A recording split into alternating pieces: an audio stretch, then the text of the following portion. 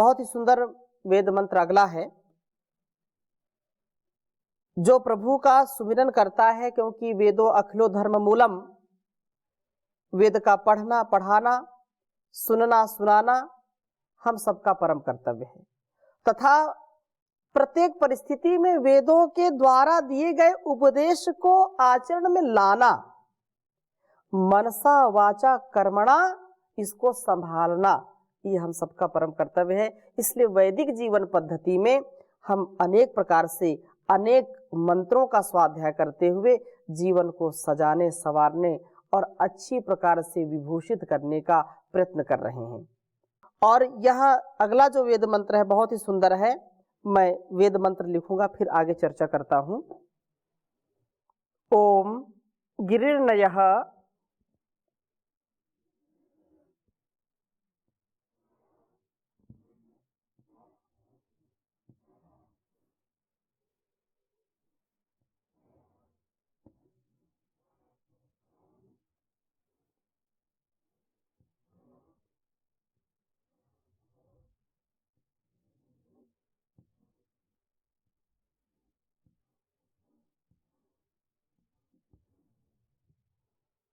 स्वतवाम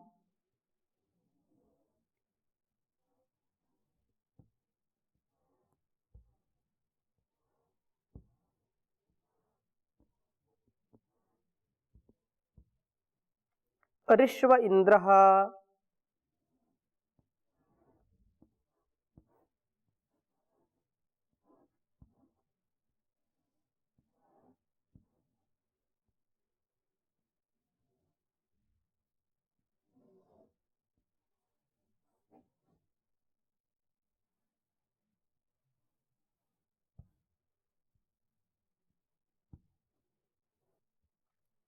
सनादेव सहसे जात उग्रः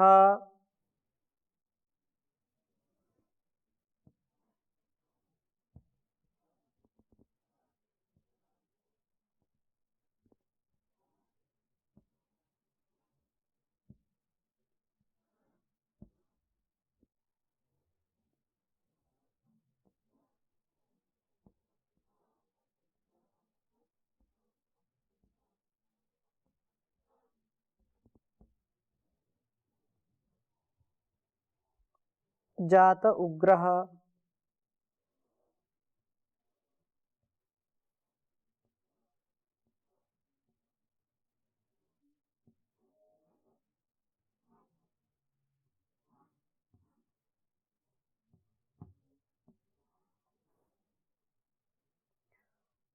आदर्ता वज्रम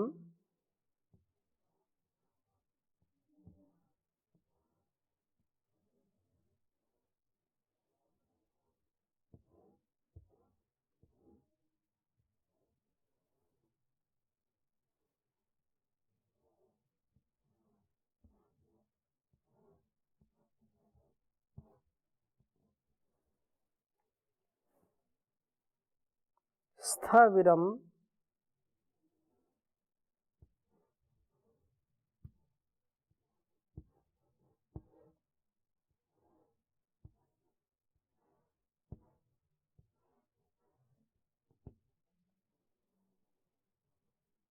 न भीम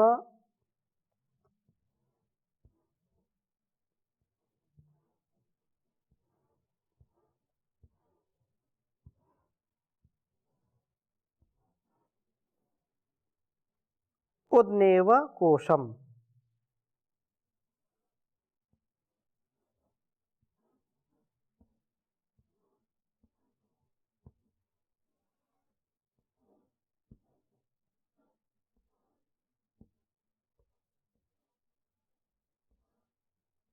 उद्नेव कोशम वसुना निष्टम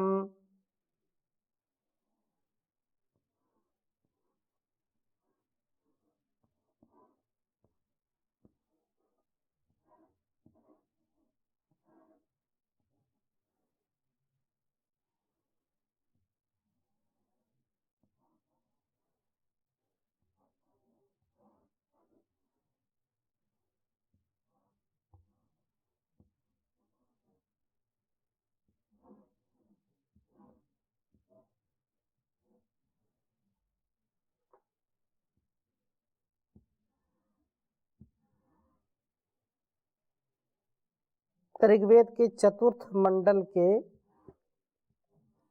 20वें सूक्त का यह छठा मंत्र है।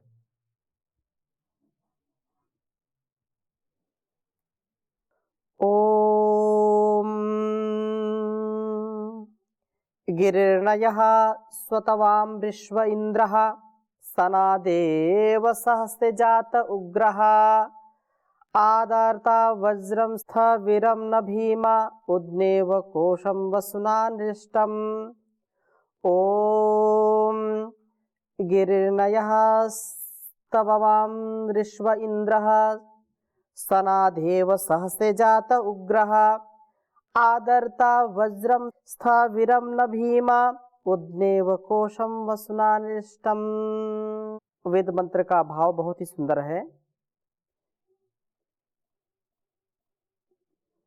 गिरिर्ना यह स्वतवाम, अर्थात गिरि नह, पर्वत के समान, यह जो स्वतवान प्रवृद्ध आत्मशक्ति वाला है, ऋष्वः दर्शनीय है, महान है, वह इंद्र शत्रुओं का विद्रावण करने वाला, वह शत्रुओं पर टूट पड़ने वाला, शत्रुओं को धराशायी करने वाला, शत्रुओं को विनष्ट करने वाला प्रभु सनात एव सदा से ही उग्रह तेजस्वी सहसे शत्रुओं के मर्षण के लिए जाता प्रादुर्भूत हुआ है। हृदयों में प्रभु का प्रकाश होने पर सब काम क्रोध शत्रुओं का विनाश हो जाता है। यह अत्यंत महत्वपूर्ण बात है कि जब तक हमारे जीवन में प्रभु की भक्ति नहीं है, जब तक हमारे जीवन में प्रभु के प्रति कृतज्ञता का भाव नहीं है, तब तक उसका जो संदेश है, उसका जो हमारे लिए प्रबोधन है, हमारे लिए जो प्रेरणा है, उसकी हमको अनुभव नहीं होती है। और हम उसकी प्रेरणा से प्रेरित होकर के जब तक श्रेष्ठ कर्मों का, जब तक सात्विक कर्मों का अनुष्ठान नहीं करेंगे, तब तक हमारे जीवन से वासनाओं का, हमारे जीवन से दुर्बलताओं का, दुर्गुणों का, दुर्व्यसनों का कभी भी संहार नहीं हो सकता है, कभी उनका अभाव नहीं हो सकता है, अर्थात हम दुर्गति को प्राप्त हो जाते हैं। परंतु जब प्रभु की कृपा होती है, जब प्रभु हमारे अंदर विराजमान होते हैं, अर्थात उनकी हम प्रेरणा से अपने आप को अभिषिक्त करते हैं, उनके प्रेरणा से अभिसिंचित होते हैं और उनका जो संकेत है, उनका जो उपदेश है, जो वेदवाणी का उपदेश है, उससे विपरीत आचरण नहीं करते हैं, तो वे प्रभु हमारे अंदर के काम, क्रोध, लोभ, मोह, ईर्ष्या, द्वेष को नष्ट कर देते हैं। मन तो बड़ा चंचल है, मन तो हमको नरक की ओर ले जाता है, हमको दोषों की ओर ले जाता है, वासनाओं की ओर ले जाता है। तो काम से हम कभी भी तृप्त नहीं हो सकते। कामनाएं तो बढ़ती रहती हैं। जिसके पास 100 रुपए है उसको 1000 चाहिए, जिसके पास 1000 है उसको लाख चाहिए, जिसके पास लाख उसको करोड़ चाहिए। ऐसे अरब खरब ये सब शंख, महाशंख, नील आदि जो भी हमारी तृप्ति कभी हो नहीं सकती है। जितना जितना व्यक्ति सांसारिक सुखों को भोगता है, भौतिक जीवन को चाहता है, उसमें तृप्त नहीं होता, वो सदा बढ़ती रहती हैं। वासनाएं, जो कामनाएं हैं, जो तृष्णाएं हैं, ये सदा आगे हमको गर्त की ओर ले जाती हैं। अपने जीवन को यदि हम सफल बनाना चाहते हैं, सक्सेसफुल बनाना चाहते हैं, तो हमको अपने हृदयों में उस प्रभु की प्रतिष्ठा करनी पड़ेगी, अपने स्वभाव में देवत्व का भाव लाना पड़ेगा।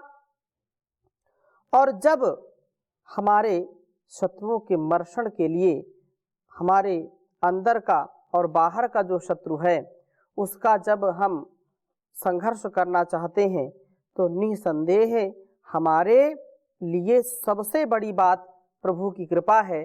और वह जब कृपा करता है तो हमारे काम, क्रोध, लोभ, मोह, ईर्ष्या, द्वेष सब छूट जाते हैं। हम इस प्रकार से अपने जीवन में क्रियाशीलता को प्राप्त करते हैं। और ये कहा कि वे प्रभु स्थाविरम अति स्थूल विशाल वज्रम, क्रियाशीलता रूप वज्र को आदृत करते हैं। उस क्रियाशीलता रूप वज्र को जो है, जब इस प्रकार से क्रियाशीलता को हम अपनाते हैं तो प्रभु के प्रिय बन जाते हैं। वे प्रभु न भीमः, हमारे लिए भयंकर नहीं होते, प्रभु हमारे शत्रुओं के लिए ही भयंकर होते हैं। लोग कहते हैं वो भीमा है, उससे डरो, क्योंकि उसकी लाठी में आवाज नहीं होती, उसका जब हैमर पड़ता है तो आवाज नहीं उसके हैमर में। कर्म का फल हमको अवश्य भोगना पड़ता है। इसलिए हमको प्रभु की भक्ति के साथ उसकी कृपा चाहिए, और उसकी जब कृपा हो जाती है तो हम अंदर से भी पवित्र हो जाते हैं और बाहर से भी हमारा जीवन देदीप्यमान हो जाता है। इसलिए उसकी कृपा हमको मिल जाए तो संसार में सब कुछ मिल जाता है, और यदि उसकी कृपा नहीं मिली तो उसकी जो यस्य छायामृतम यस्य मृत्यु हो, ये बात कही है कि जिसकी छाया, जिसकी कृपा ही अमृत है, वो अमृत के समान है, हमारे जीवन को प्रकाशित करने वाली है, हमारे जीवन को देदीप्यमान करने वाली है, हमारे सूखे हुए जीवन में हरियाली करने वाली है। और उसका न मानना, उसकी आज्ञा का पालन न करना ही मृत्यु आदि भय का कारण है। यात्मदा बलदा यस्य विश्व उपासते प्रशिशम यस्य, तो ये जो सारा संसार है वह आत्मदा बलदा, यह परमात्मा की ही विशेष कृपा है कि जो आत्म बल का देने वाला है, जो आत्म चिंतन को देने वाला है, आत्म सृजन करने वाला है, आत्म कल्याण करने वाला है, ऐसा सामर्थ्य वो देता है। इसलिए कुछ नहीं करुणा निधान चाहिए, कुछ नहीं करुणा निधान चाहिए, एक तेरी दया दयावान चाहिए, एक तेरी दया दयावान चाहिए। धन की लगन नहीं मन में समाए, जिसके नशे में तेरा नाम भूल जाए, ऐसा न कोई सामान चाहिए, ऐसा न कोई सामान चाहिए, एक तेरी दया दयावान चाहिए।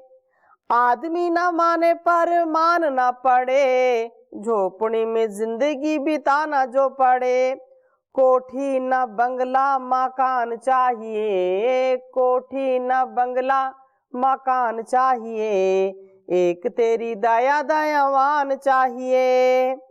दुनिया सताए तो सताने दीजिए, दिल भी दुखाए तो दुखाने दीजिए, दुनिया सताए तो सताने दीजिए, दिल भी दुखाए तो दुखाने दीजिए, मेहरबान तू ही मेहरबानी चाहिए, एक तेरी दया दयावान चाहिए।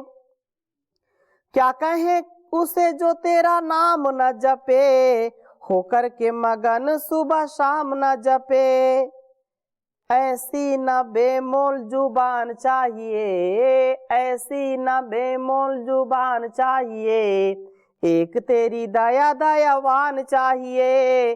कुछ नहीं करुणा निधान चाहिए, एक तेरी दया दयावान चाहिए।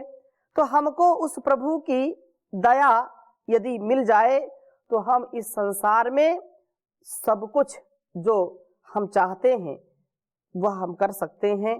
किसी का भी हमको भय नहीं रहता है, हमारे शत्रुओं का कभी भी हमारे ऊपर जोर नहीं रहता है, वो शिथिल हो जाते हैं, वो विनष्ट हो जाते हैं और हम दिव्यता से, देवत्व से युक्त हो जाते हैं।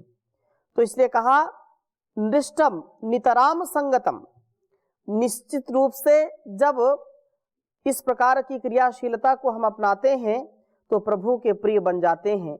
वे प्रभु हमारे लिए न भीमा हमारे लिए कभी भी भयंकर नहीं होते हैं। भयंकर तो दुष्टों के लिए होते हैं, जो आतताई होते हैं, जो संसार के शत्रु होते हैं, जो मानवता के शत्रु होते हैं। ऐसे जो आसुरी संपत्ति से युक्त लोग हैं उनके लिए प्रभु भीम बन जाते हैं, भयंकर बन जाते हैं। उनके लिए वो उनका विनाश करने वाले बन जाते हैं। प्रभु हमारे शत्रुओं के लिए ही भयंकर होते हैं। वस्तुतः प्रभु को हृदयों में प्रादुर्भूत करके ही हम शत्रुओं का विनाश कर पाते हैं। तब हमारी आत्मशक्ति बढ़ती है, हम दर्शनीय जीवन वाले तेजस्वी बनते हैं और शत्रुओं का मर्षण कर पाते हैं। शत्रुओं का मर्षण करना ही हम सबका उत्तरदायित्व है, क्योंकि शत्रु जब तक रहेंगे, चाहे छोटा शत्रु हो या बड़ा, उसको कमजोर नहीं समझना चाहिए। अंदर की एक छोटी सी कमी, सब कुछ अच्छा है लेकिन व्यक्ति को क्रोध आता है, सब कुछ अच्छा है लेकिन व्यक्ति आलसी है, सब कुछ अच्छा है लेकिन वाणी से कठोर बोलता है। ये जो एक एक न्यूनता है ये कभी कभी व्यक्ति को पतित कर देती है। व्यक्ति बहुत उच्च शिखर तक पहुंच सकता था लेकिन उसकी थोड़ी सी कमी है, बहुत अच्छा है लेकिन इतनी सी कमी है। तो वो कमी हमारी ना हो, हम उस कमजोरी से, उस कमी से कहीं ऐसा ना हो कि इस संसार के भवसागर को पार करने में असमर्थ हो जाएं। हमको इस संसार में तेजस्विता के साथ जीवन जीना है और प्रभु की भक्ति के साथ जीवन जीना है, प्रभु की आज्ञा के पालन के साथ जीवन जीना है। तो हम चाहे घर परिवार में रहें, चाहे संसार में रहें, कैसा भी हम उत्तरदायित्व माता का, पिता का, बेटा का, बेटी का, भाई का, बहन का, मित्र का, राजा का, प्रजा का, कैसा भी हम निर्वहन कर रहे हैं अपने कर्तव्य का, उसमें श्रेष्ठता आएगी, उसमें दिव्यता आएगी, भव्यता आएगी और हमारा यशोगान सब स्थान पर होगा। इसलिए कहा है कि हृदयों में प्रभु को प्रादुर्भूत करके हम शत्रुओं का विनाश कर पाते हैं। क्रियाशीलता जब हमारे अंदर आती है, जब हम क्रियाशील हो जाते हैं तो क्रियाशील बन करके हम प्रभु के प्रिय बन जाते हैं, क्योंकि प्रभु की जो व्यवस्थाएं हैं, प्रभु का जो विधान है वो कभी भी आलस्य प्रमाद से युक्त नहीं है। नए नए कार्य रोज हो रहे हैं, कितने प्रकार की चीजें रोज हो रही हैं। हजारों लाखों करोड़ों असंख्य जीव जंतुओं का पालन पोषण परमात्मा करता है। हजारों लाखों करोड़ों वर्षों से, अरबों से यहाँ सारा संसार चल रहा है। तो वहाँ जो जो एक छोटी से छोटी वनस्पति, बड़ी से बड़ी और छोटे से छोटे जीव, बड़े से बड़े जीव, सबका जो पालन पोषण है, चाहे गृह नक्षत्रों की बात करें, उनका जो व्यवस्थापन है, जो उनका संचालन है, बड़ी ही जो है दिव्यता के साथ जैसे हो रहा, वैसे हमारे जीवन में भी हम सारे कार्यों को अच्छी प्रकार से कर पाए, अच्छे हम क्रियाशील बन करके प्रभु के प्रिय बन जाते हैं। क्योंकि प्रभु को आलस्य प्रमाद बिल्कुल रुचता नहीं है। उनको कभी भी यह स्वीकार नहीं है कि मेरी संतान, मेरी जो संसार में श्रेष्ठ कर्मों के लिए जो मैंने संसार दिया और सुंदर शरीर जिस दिव्य आत्मा के लिए दिया वह पतित हो जाए, ऐसा कभी स्वीकार नहीं है। इसलिए अनंत शक्ति व अनंत ऐश्वर्यशाली प्रभु हैं। इसी बात को अगले वेद मंत्र में कह रहे हैं, 7वें मंत्र में, कि वह परमात्मा न वर्ता न आमरीता। ओम न यस्य वर्ता जनुषान्वस्ति नाराधसा आमरीता मघस्य उद्वा वृष्णा अणस्त विशीव उग्रस्मभ्यम दद्धि पुरुहूतरायः। ये वेद मंत्र में कहा कि हे प्रभु, यस्य जिन आपका वर्ता निवारण करने वाला, आपको अपने कार्यों से रोकने वाला, जनुषा जन्म से स्वभाव से ही नु निश्चय पूर्वक नास्ति नहीं है। हे प्रभो, आपके राधसः कार्यों को सिद्ध करने वाले, राधसात संसिद्ध हो, जो कार्यों को सिद्ध करने वाले मघस्ते ऐश्वर्य का आमरीताना विनाश करने वाला कोई नहीं है। आपकी शक्ति अप्रतिहत है, आपका ऐश्वर्य अनंत है।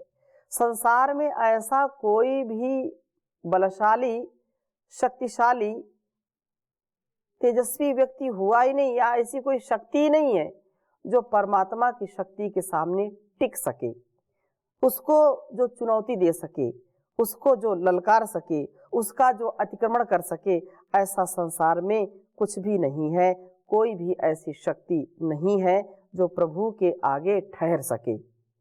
हे प्रभु, आप अनंत ऐश्वर्यशाली हैं, आपकी शक्ति का कोई भी अतिक्रमण नहीं कर सकता, कोई भी उसको बिल्कुल छिन्न भिन्न करने में असमर्थ है।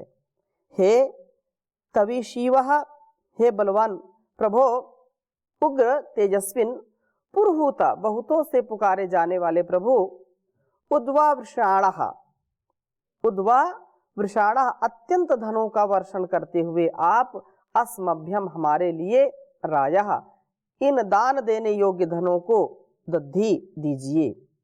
इन धनों को दान में विनियुक्त करते हुए तपस्वी जीवन वाले हम भी, हे प्रभु, आपके ही समान तेजस्वी बनने का यत्न करें।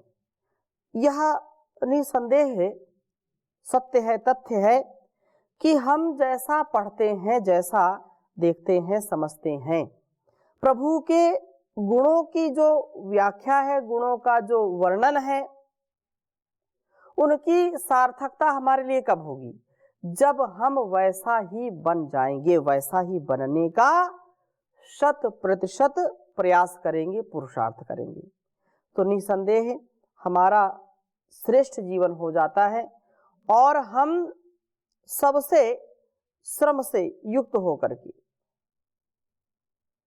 चरवेती चरवेती जो चलने की प्रक्रिया है, उसमें जब अग्रणी हो जाते हैं, अर्थात आलस्य शून्यता हमारे अंदर आ जाती है, तो निसंदेह हमारा जो सामर्थ्य बढ़ेगा, क्योंकि प्रभु अनंत शक्ति व अनंत ऐश्वर्यशाली हैं। प्रभु हमें कार्य साधक धनों को प्राप्त कराने वाले हैं। जो भी संसाधन के रूप में संसार में हमको प्राप्त है, कम से कम उसका हम सदुपयोग कर सकें, उसके लिए निरंतर पुरुषार्थ से हम आगे बढ़े, पुरुषार्थ सहित हम सफलता को प्राप्त करें और आलस से प्रमाद रहित हो जाएं।